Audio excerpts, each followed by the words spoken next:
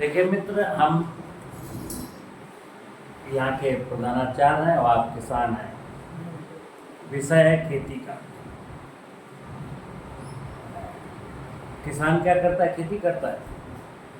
आज मैं आपको ये बताना चाहता हूँ खेती क्यों करते हैं। खेती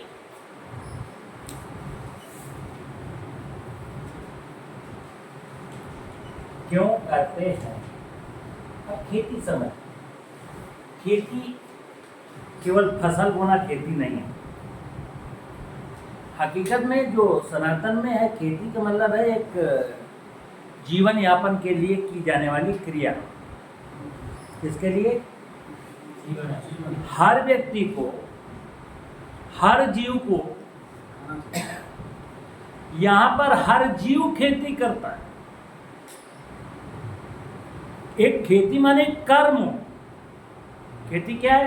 कर्म। एक कर्म है। और कर्म क्यों कर रहे हैं? कर्म के दो उद्देश्य। खेती एक कर्म है। खेती क्या है? खेती एक कर्म है और कर्म के दो उद्देश्य हैं। मनुष्य के लिए दो उद्देश्य हैं, अदरवाइज तो शेष जीवों के लिए एक ही उद्देश्य है कि उसको परमात्मा ने एक निर्धारित काम दिया है। जैसे चिड़िया, चिड़िया को घर नहीं बनाना, चिड़िया को बैंक में अकाउंट नहीं खोलाना, चिड़िया को कपड़े नहीं बनाना, चिड़िया को माल इकट्ठा नहीं करना। चिड़िया को परमात्मा ने कहा तुम्हारा ये काम है, ये काम करना प्रकृति का काम। बीज बोना, किसान फसलें बोएगा तो किसान के फसलों में कीड़ा लगेगा तो बेचारे को मदद करना, और फिर कभी जरूरत पड़े तो किसान का बाजरे का दाना भी खा लेना। किसान की खेती में तुम सहायता करना और उसी में तुम्हारा जीवन चल जाएगा। तो चिड़िया का केवल इतना काम है। तितली का क्या काम है? मधुमक्खी का क्या काम है? तुम फूलों में मंडराना और परागण की क्रिया करना ताकि पैदावार बढ़े। केंचुआ का क्या काम है? तुम पूरी मिट्टी को उथल पुथल करना, जो घास कूड़ा पत्ती जो गिर गया है फसल काटने के बाद उसको खाना और उसको डिकम्पोज करके उसको तोड़ करके और ह्यूमस में बदल देना। तो उसी खेत से तुम्हारा जीवन चलता रहेगा और तुम कर्म कर। तो प्रकृति की प्रत्येक इकाई अपने अपने उस कर्म को कर रही है जिसके लिए परमात्मा ने उसको निर्देशित किया है। तो जो व्यक्ति, जो इकाई अपना कर्म प्रॉपरली करती है तो क्या करती है? उसका वो धर्म है। सुनना, आज दुनिया में धर्म के नाम पर बहुत बहसें हैं, बहुत कंफ्यूजन है। जैसे कई बार लोग कहते हैं उन्होंने तो धर्म बदल लिया। तो मनुष्य का जो धर्म है, इस संपूर्ण धरती पर मनुष्य का जो धर्म है वो एक ही है। उसका नाम है मनुष्यता। मनुष्य मनुष्यता को धारण करे।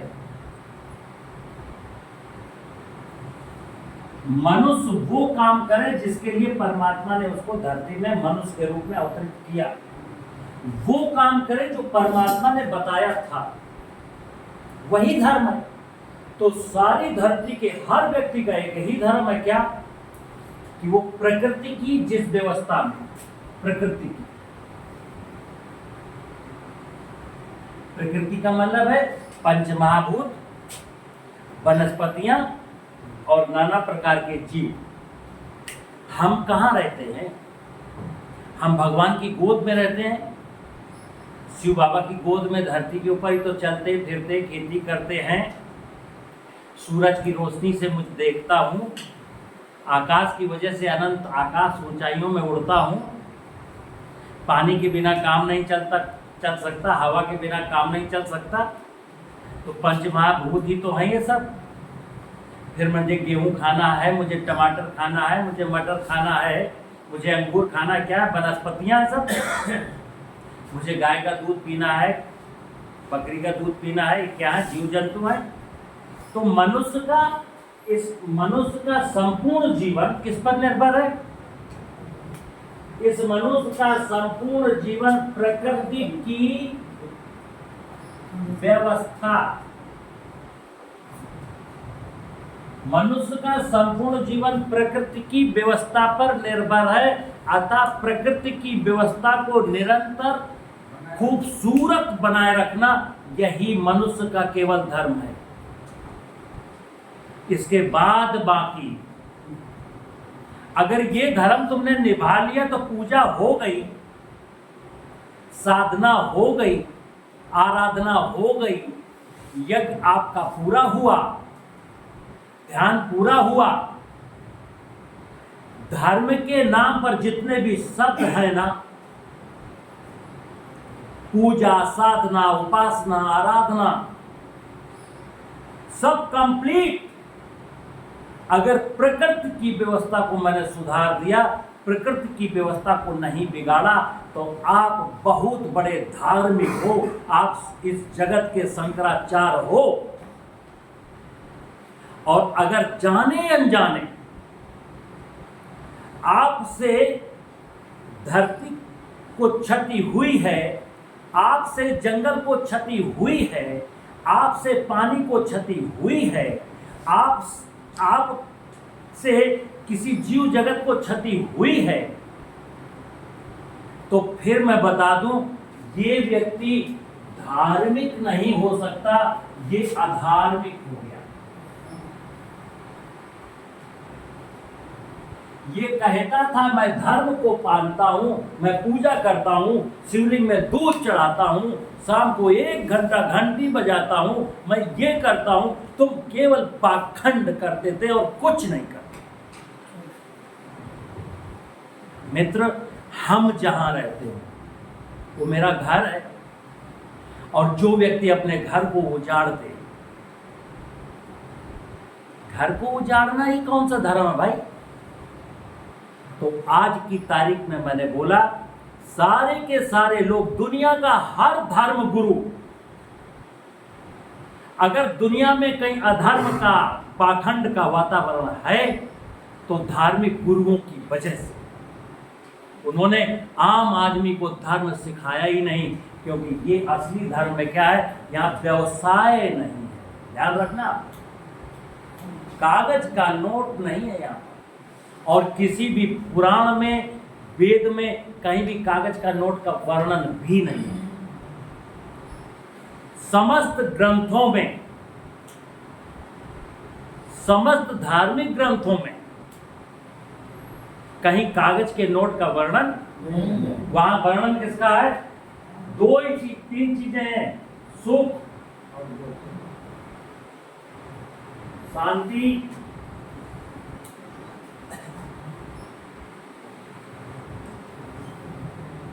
मनुष्य के जीवन में 3 चीजें चाहिए। ये खेती क्यों करते हैं? मैंने लिखा खेती क्यों करते हैं? हमको सुख चाहिए। खेती क्यों करते हैं? हमको शांति चाहिए। खेती क्यों करते हैं? हमको समृद्धि चाहिए। अब जरा देख लेना, आज आप जो खेती करते हो आज, और मैंने बोला खेती एक कर्म है, जो बनिया है वो भी खेती ही करता है। खेती का मतलब फसल बोना नहीं है, खेती का मतलब है मनुष्य वो कर्म करे जिसके निमित्त आया है। क्योंकि ध्यान रखना, ये खेती करके फसल पैदा करेंगे, और जो खेती नहीं करते उस तक पहुंचाने का काम बनिया का। आपके इस इलाके में काजू नहीं होता ना, काजू कौन ला के देगा? बनिया। तो खेती के व्यवसाय से लगा हुआ है। हमारा धान कहीं पहुंचाएगा, हमारा चना कहीं पहुंचाएगा, और हमको नमक ला के देगा, हमको छुआरे ला के देगा। बनिया का क्या काम? इधर से उधर पेट पालन, जीविका को निरंतर हर व्यक्ति की जरूरत पूरी होती रहे, ये काम करना, ये उसका धर्म है। लेकिन वो बनिया जब बेसन पिसाता है, चने का बेसन बनना चाहिए, और जब वो लालच के लिए उसमें मक्का या सोयाबीन मिलाता है, तो ये अधार्मिक हो जाता है। देख लेना, नेक सा गलती हुई तो एक धार्मिक व्यक्ति कब अधर्म में घुस जाएगा पता नहीं चलेगा। तो हम एक बात कर रहा था कि जैसे लोग कहते हैं उन्होंने अपना धर्म बदल लिया, तो मैं क्या कहता हूं, किसी ने अगर अपना धर्म बदल लिया तो मतलब हुआ वो अधार्मिक हो चुका। धर्म बदलने का मतलब है कि आप अधार्मिक हो गए, आप कुकर्मी हो गए। क्योंकि कर्म वही आपको शोभा देगा जिसके निमित्त आप जन्म लिए हो मनुष्य। यहाँ पर इस पृथ्वी में प्रत्येक इकाई का अपना अपना धर्म है। सूरज का अपना धर्म है, नदी का अपना धर्म है, धरती का अपना धर्म है, पक्षियों का अपना धर्म है, तितलियों का अपना धर्म है, दूध देने वाले पशुओं का अपना धर्म है। किसका धर्म नहीं है? और आपकी तरह अगर मनुष्य की तरह गाय ने भी अपना धर्म छोड़ दिया होता, अब ना देती दूध, भैंस ने ना दी, अब भैंस ने कहा हम दूध नहीं देंगे, बकरी ने कहा अब हम भी दूध नहीं देंगे, वृक्षों ने कहा हम फल नहीं देंगे। क्योंकि जब आदमी अपना काम नहीं करेगा तो मैंने ठेका लिया है क्या?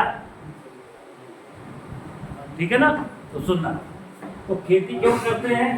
खेती करते हैं सुख के लिए, शांति के लिए, समृद्धि के लिए। लेकिन अभी तो भाई साहब मुझे सुख नहीं पता है, सुख क्या होता है, शांति नहीं पता शांति क्या होती है, और समृद्धि नहीं पता समृद्धि क्या होती है। ठीक है ना? तो देखिए आप क्या है कहानी, हमको क्या चाहिए? सुख चाहिए, शांति चाहिए, समृद्धि चाहिए। और कैसे मिलेगी? जब हम अपने कर्तव्य पूरे करेंगे तो हमको सुख शांति समृद्धि तलाशनी नहीं है, ये स्वतः मिलेगी। ये परमात्मा का नियम है। परमात्मा ने कहा जो मैंने बताया वो तुम करके आओ। और जिसने अपनी सौंप दी प्रभु को लंबी डोर, उलझ कभी सकती नहीं, पकड़े नंद किशोर। इस संसार में कर्ता केवल एक है, कौन? परमात्मा।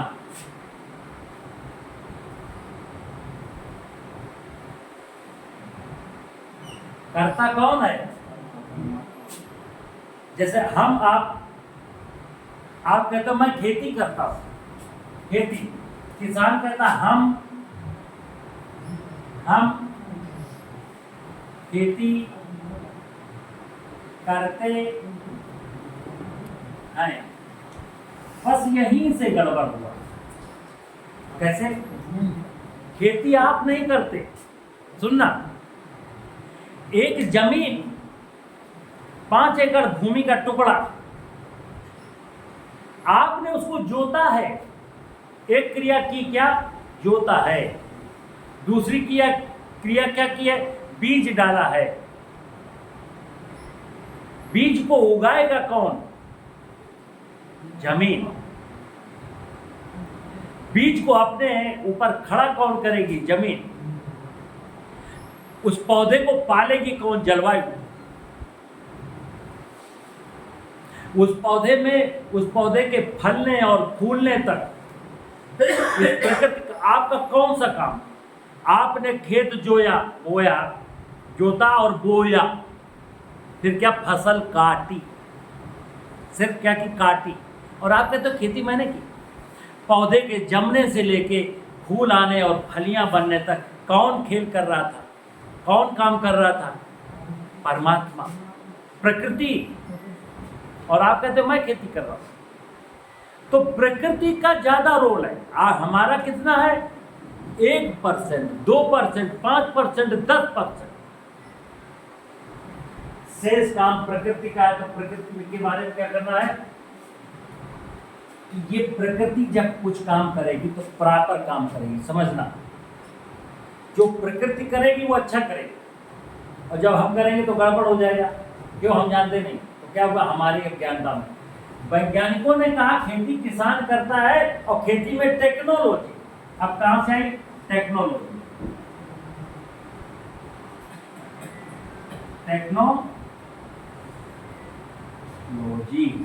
अब सुनना, जब तक हमारे फादर, हमारे बाबा के पास टेक्नोलॉजी नहीं थी, जब तक टेक्नोलॉजी नहीं थी तब तक खेती प्रकृति करती थी। हमारे बाबा को कोई अभिमान नहीं था कि मैं खेती करता हूँ। क्या कहते थे, हम तो भैया धरती माता का पांव छू करके और हाथ जोड़ करके बीजा बोआए, अब देखो भगवान क्या देता, भगवान के भरोसा। और ये कहा गया है, राम का भरोसा जिसे कभी भूखा मरता नहीं। भरोसा तो रखो राम, तो हमने तो राम से भरोसे उठा लिया अपना। राम का मतलब प्रकृति पर भरोसा रखो, और प्रकृति पर का भरोसा रखोगे तो प्रकृति के साथ भी हमको क्या करना, बस वो करना, प्रकृति के साथ जो करना है। टेक्नोलॉजी ने क्या किया देखना, भूमि, धरती माँ,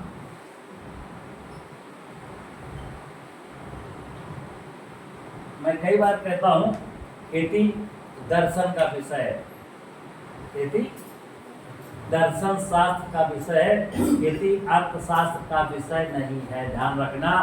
और डंके की चोट पर कह रहा हूं, जब से किसान को कहा गया खेती अर्थशास्त्र का विषय है, धन कमाने का विषय है, तभी से किसान कर्जदार हुआ है।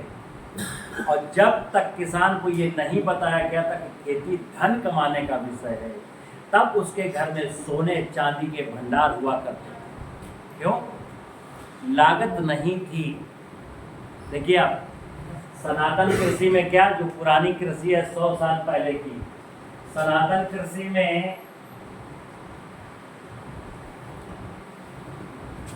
सोने चांदी के भंडार थे। आधुनिक कृषि में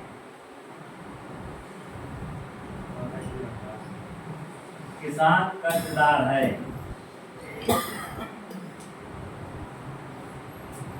सनातन कृषि में जमीन जिंदा थी, जमीन के नीचे पानी जिंदा था, खेत में खलिहान में बाग बगीचे में तितली मधुमक्खी मेंढक केंचुआ चिड़िया जिंदा थे, गांव के जलाशय जिंदा थे, जमीन के नीचे 40-50 फुट पर पानी जिंदा था।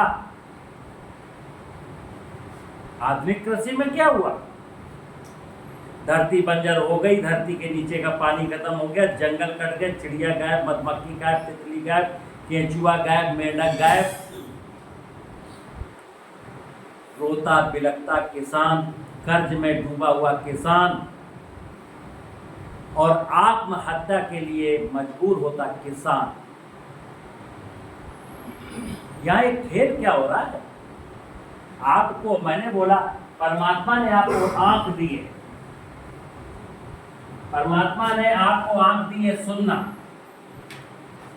आपको सभी को दी है, परमात्मा ने सभी को आंख दी है, दिमाग दिया है। अपनी आंखों से देखो आपके सामने क्या घटित हो रहा है, और अपने दिमाग से समझो ये जो घटित हो रहा है अच्छा है मेरे लिए कि बुरा है। तो आपने बता रहा हूं कि आज के ठीक 50 साल पहले जब आप खेत में शौच क्रिया के लिए जाते थे और आज सुबह जाकर के एक जगह आपने मल विसर्जन किया,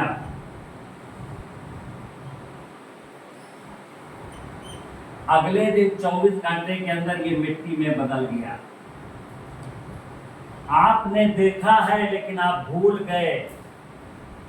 आज ये मल विसर्जित करके आओ, ये मिट्टी नहीं बनता है, 3 महीने पड़ा रहता है और सूख जाता है। ये आपने देखा कि नहीं देखा है? जी। देखा तो दिमाग से क्यों नहीं सोचा? किसकी गलती? मैंने फिर बोला, आप यूं ही अंधे बने रहे और दिमाग को गिरवी रख दिया तो आप लुट जाओगे। और फिर बता दूं, आप नहीं लुटोगे, पहले आपकी प्रकृति लुट रही है, फिर किसान कंगाल हो रहा है, और जो लोग टेक्नोलॉजी के नाम पर आपको लूट रहे हैं, प्रकृति को खराब कर रहे हैं, देर सवेर किसान के लुट जाने के बाद, प्रकृति के लुट जाने के बाद इसका खामियाजा उनको भी भुगतना पड़ेगा। क्यों? कागज का नोट कोई नहीं खाएगा, ना खाएगा, ना पिएगा, ना श्वास लेगा। जरा एक गड्डी यहाँ लगा कर दो, हमको श्वास दे दे प्रभु। कागज के नोट से ना तो श्वास मिलनी है, ना पानी मिलना है। तो मुझे क्या चाहिए था? सुख। पहला सुख निरोगी काया। पहला सुख निरोगी काया। आप सुनना, आपका पानी खराब, पानी में हैवी मेटल्स जो 21,000 बार प्राणवायु ले रहे हैं, उसमें जहरीली गैसें। दिल्ली की घटना सुन रहे हो ना रोज? AQI लेवल इतना हो गया, हल्ला मचा है। और सुन लीजिए, मैं फिर बता दूं, वहां तो साइंस के ठेकेदार रहते हैं, नीति निर्माता, नीतियां बनाने वाली पूरी टीम वहां है, पूरे दौलत की मंडी है, देश की राजधानी है। लेकिन मैंने फिर बोला, ये जो कुकर्म मनुष्य करेगा ना, अब जब किए गए कुकर्मों का जब रिजल्ट आता है तो ऐसे ही आता है। अब किसी की कोई औकात नहीं है कि दिल्ली के पॉल्यूशन को कम कर ले। इंसान जब अपना दिमाग लगाएगा ना, अपने तमीज से रहना जिस दिन सीख जाएगा, उस दिन ऐसी कोई प्रॉब्लम ही नहीं। और नहीं, मैं बोल तो रहा हूं, दिल्ली देश की राजधानी है, वहां 3,000 4,000 बड़े बड़े नेता रहते हैं, वहां सुप्रीम कोर्ट के जज रहते हैं, वकील रहते हैं, पूरा देश का टेक्नोक्रेट वहीं रहता है, पूरा देश का बड़ा ब्यूरोक्रेट भी वहीं रहता है। तो जरा प्रदूषण कम करके दिखाए ना। नहीं होगा मित्र, इस आग में दुनिया जलेगी, झुलसेगी। तो मैंने अभी बोला कि जल्दी जागिए, जल्दी चेतिए, प्रकृति ही भगवान है, भगवान की पूजा करिए, धरती की सुरक्षा, पानी की सुरक्षा, जंगल की सुरक्षा करिए। अन्यथा अभी तो दिल्ली सुलग रही है, ये लखनऊ सुलगेगा, कानपुर सुलगेगा, झांसी सुलगेगा। कहां जाओगे? छोटी सी है दुनिया, कहां जाओगे भग के? जब तुम धरती को बर्बाद कर दोगे, पानी को बर्बाद कर दोगे, पूरे वातावरण में आग लगा दोगे, तो तुम कहां जाओगे? इसलिए मित्र, मैं कहता हूं, आज की तारीख में आप होश में आइए, अपनी आंखों से देखिए, अपने दिमाग से सोचिए। और क्या? एक ही चीज, हे परमात्मा, हे भगवान, मैं आज तेरी शरण में आया हूं, अब तेरी व्यवस्था में जीना है, अब तेरी व्यवस्था को समझना है, तेरी व्यवस्था में परस्परता के साथ मिलकर के रहना है, इसी में जीना है और इसी को खूबसूरत बनाना है। अब हमें अपने वस्त्र खूबसूरत नहीं बनाने, घर खूबसूरत नहीं बनाना, मुझे अपनी सूरत को नहीं संवारना। हे प्रभु, हम तो आपकी सूरत को संवारेंगे। जिस दिन आप परमात्मा की सूरत को संवारने में लग जाओगे, उस दिन आपके चेहरे में तो ग्लो आ जाएगा। अन्यथा कितने लोग आपके चेहरे में ग्लो लाने के लिए क्रीम बेच रहे हैं। कुछ लोग कह रहे हैं प्राणायाम करने से चेहरे में ग्लो आ रहा है, हमें तो किसी के चेहरे में ग्लो नहीं दिखाई दे रहा। ग्लो आ भी नहीं सकता। और आपका प्राणायाम तब तक अधूरा है जब तक यहाँ प्राणवायु भी नहीं है। क्या करेगा प्राणायाम? करिए आप भस्त्रिका, करिए आप कपालभाति।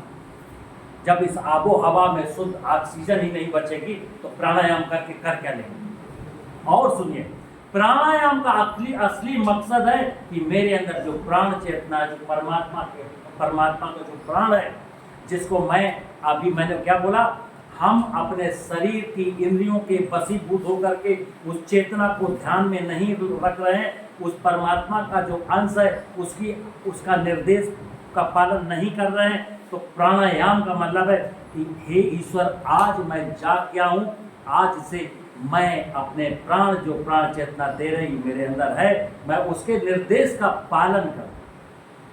आप अपने प्राण चेतना के निर्देश का पालन करना ही प्राणायाम है। ये भस्त्रिका, कपालभाति, ये प्राणायाम नहीं है। प्राणायाम का एक छोटा सा लिटिल पार्ट है, लेकिन सारी दुनिया को यहाँ उलझा के रख दिया लोगों ने।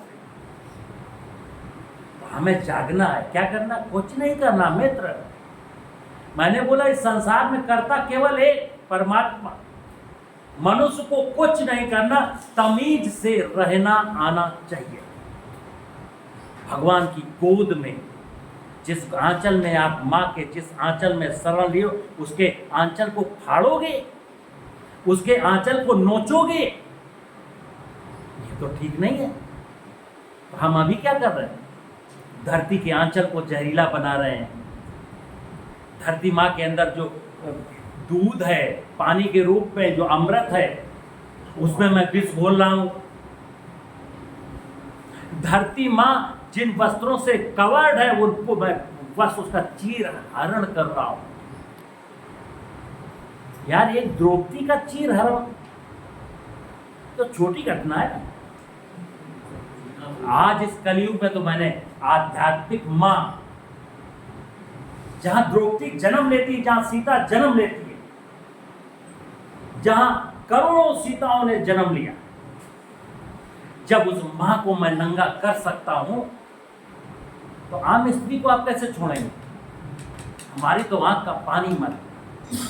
तो मैं किसान से क्या कहता हूं, किसानी इतनी आसान नहीं है, और किसानी अगर ढंग से कर ली तो किसानी से बड़ी कोई पूजा नहीं, साधना नहीं, आराधना नहीं, इससे बड़ा कोई धर्म है ही नहीं।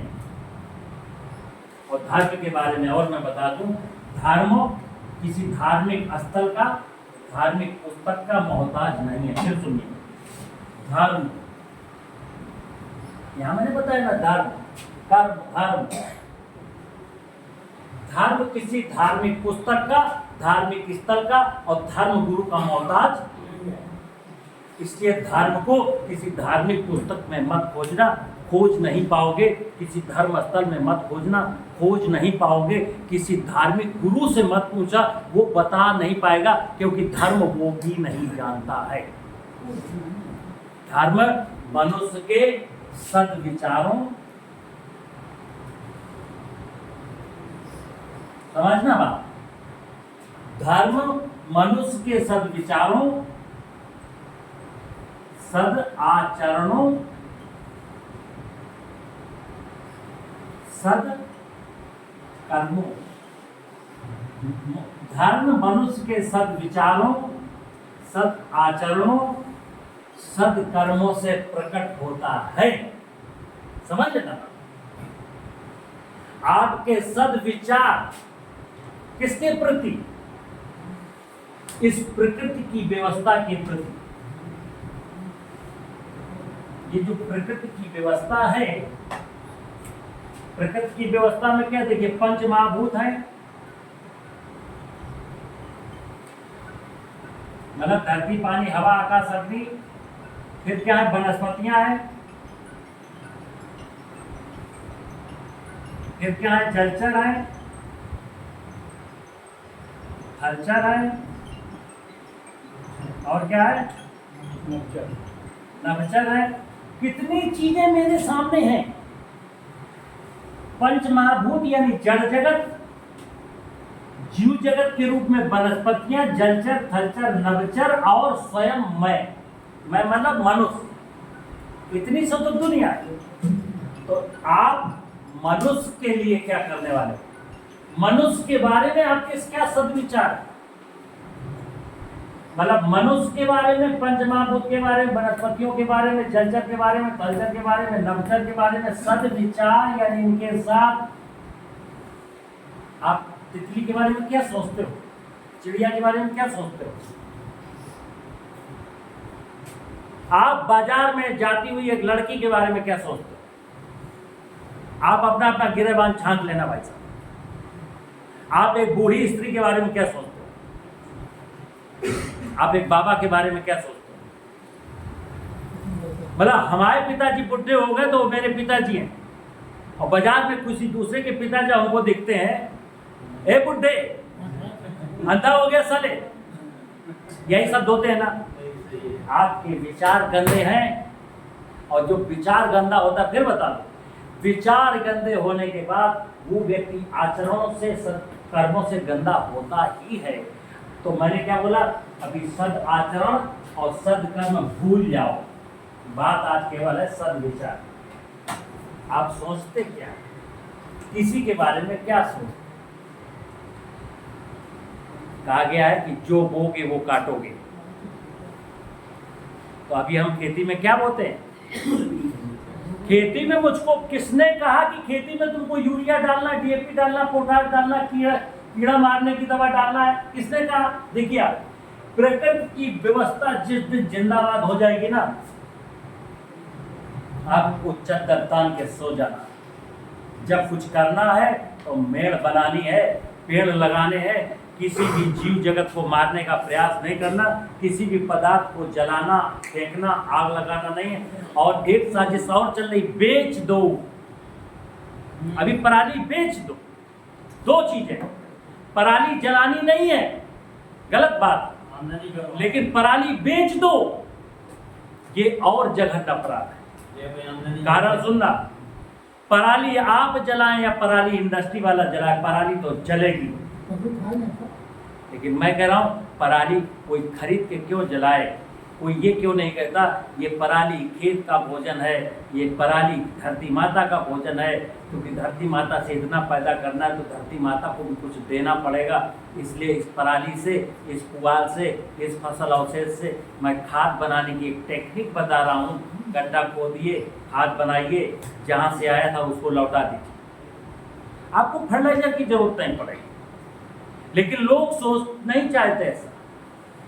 लोग चाहते हैं कि आपकी जमीन जब तक नंगी भिखमंगी रहेगी मेरा कारोबार चलेगा, और आप लालच में फंस गए। तो मैंने क्या बोला, आप धरती को सद्विचार में क्या था, सद्विचारों में किसान के लिए मैं अपनी भूमि को उर्वर बनाना है। आपके मन में विचार आना है, सुनना।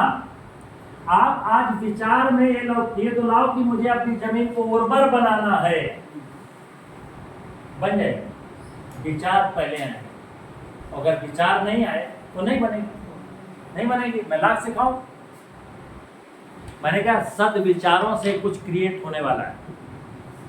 तो मुझे अपनी धरती माँ को, जिसमें हमारी जाने कितनी पीढ़ियां पल गई और मेरे मरने के बाद जाने कितनी पीढ़ियां भी इसी खेती से पलेंगी, अतः मेरी ड्यूटी बनती है कि मेरी अपनी 5 एकड़ की जो जमीन है, जो धरती माता है, उसकी उर्वरता को बढ़ाना है। एक विचार आया, तो जब विचार आया तो उर्वरता को बढ़ाना, तो उर्वरता बढ़ेगी कैसे? देखिए, आप जमीन की जब उर्वरता बढ़ेगी तो वनस्पतियों से बढ़ेगी, हलचल से बढ़ेगी, नवचर से बढ़ेगी, जलचर से, देखिए फिर बढ़ो। यही प्रकृति। ये जो जमीन का टुकड़ा है, इसमें नाना प्रकार के जीव रहते हैं, इसीलिए तो इसको मां कहते हैं। नाना प्रकार के जीव रहते हैं। ये जिंदा है तभी तो मां बोलता हूं। और जिंदा किसकी बदौलत? इसमें करोड़ों प्रकार के जीव हैं, असंख्य जीव इसमें वास करते हैं। जिसको टेक्नोलॉजी वालों ने क्या कहा, आपके खेत में दीमक लगी है चाचा, आपके खेत में दीमक लगी है, और दीमक बहुत खतरनाक प्राणी है, ये फसलों का दुश्मन है, इसको क्यूराडान डाल दो, क्लोरोपाइरीफास डाल दो, रीजन डाल दो, मार दो। पता है क्या हुआ? दीमक न दुश्मन थी न दुश्मन है, लेकिन एक साजिश के तहत आपके खेत के केंचुआ को, सूक्ष्म जीवाणुओं को मारने की एक साजिश, मर गई आपकी जमीन। अब दौड़ो बाजार में झोला लेके, पैसे लेकर। ये तो हो रहा। जमीन जिंदा थी तो हमको क्या जरूरत थी कि इसमें डीएपी यूरिया डालो? जमीन जिंदा थी तो हमारी फसल में कोई बीमारी नहीं थी। और अगर मेरी खेत के आसपास नवचर हैं, हलचर हैं, तो इंसेक्ट कैसे लगेगा? अगर मेरे खेत में पक्षी है तो इंसेक्ट की औकात बताओ, कौन सा इंसेक्ट लगेगा? सब पक्षी खा जाएंगे। तो मित्र, हमको खेत में किसी भी घास को नहीं मारना। देखिए आप, उन्होंने क्या किया, जमीन में रहने वाले जीवों को कीटनाशक डाल करके, कीटनाशक, नाशक का मतलब होता है नाश करने वाला, कीटनाशक डाल करके जीव जगत को जीव जगत को मार दिया गया और खरपतवार नाशक डाल करके वनस्पति जगत को मार दिया गया या मारने का प्रयास किया जा रहा है। आप साइंस में पढ़िए कि मिट्टी के बनने में लाखों साल लगते हैं और मिट्टी को बनाने की प्रक्रिया में वनस्पतियां एवं जीवों का ही योगदान होता है। ये कौन नहीं जानता? कौन नहीं जानता? कौन सा एग्रीकल्चर का पढ़ा लिखा ग्रेजुएट नहीं जानता कि धरती को बनाने में जीवों और वनस्पतियों ने योगदान दिया। आज हम इतने पागल हो गए, विज्ञान के नशे में इतने धूत हो गए कि जिन्होंने धरती माँ की रचना की है, हम कीटनाशक और खरपतवार नाशक लेकर के उसी व्यवस्था को मार देंगे। तुम जब इस व्यवस्था को मार दोगे तो तुम रहोगे कहाँ? ठीक है ना? इसलिए यहाँ पर मैं या मेरे साथी जितनी भी आपको बात बताए, विषय आज इस बात का नहीं कि लोग क्या कहेंगे। कुछ तो लोग कहेंगे, लोगों का काम है कहना। हमको तमीज से है धरती में रहना। अगर हम इस परमात्मा की बगिया में ठीक से नहीं रह पाए तो फिर वही हाल होगा जो हो रहा है। कोलाहल चारों तरफ, आपाधापी का युग है, मारा मारी का युग है। आप कब तक बचोगे? कब तक बच पाओ? ठीक है ना? तो मैं और मेरी आने वाली पीढ़ियां निरंतर हंसते मुस्कुराते जीवन जिए। मेरे जीवन में सुख आए, शांति आए, समृद्धि आए, तो समझ लेना जिस दिन मेरी प्रकृति की व्यवस्था में सुख शांति समृद्धि होगी, जिस दिन मेरे घर में, जिस घर में रहता हूँ उस घर में सुख शांति समृद्धि होगी, तो हमें सुख शांति समृद्धि को थोड़ी खोजनी है। मैं तो उस माहौल में रहता हूँ जहाँ सुख है, शांति है, समृद्धि है। मेरे जीवन में अलग से सुख शांति समृद्धि नहीं आ सकती। जैसे मैंने बोला कि जो लोग अच्छे परिवारों में जन्म लिए, जहाँ लोग थोड़ा सात्विक हैं, नफे तुले व्यवहार करते हैं, गाली गलौज नहीं करते हैं, एक दूसरे का सम्मान करते हैं, वहाँ सुख शांति समृद्धि, किसी परिवार के सदस्य कोई सुख के और शांति समृद्धि के लिए कोई भटकता है क्या? उनके घर में माहौल ही है सुख शांति समृद्धि का। तो ये धरती, ये गांव, ये खेत खलिहान जहाँ मैं रहता हूँ, ये इसमें अगर सुख है, शांति है, समृद्धि है, तो आपके जीवन में सुख शांति समृद्धि है। लेकिन प्रकृति की व्यवस्था से सुख छीन करके, शांति छीन करके, समृद्धि इसकी नष्ट करने के बाद किसी भी व्यक्ति को इस दूषित व्यवस्था में रहने वाला किसी भी व्यक्ति को ना सुख मिलेगा, ना शांति मिलेगी, ना समृद्धि मिलेगी। नमस्कार।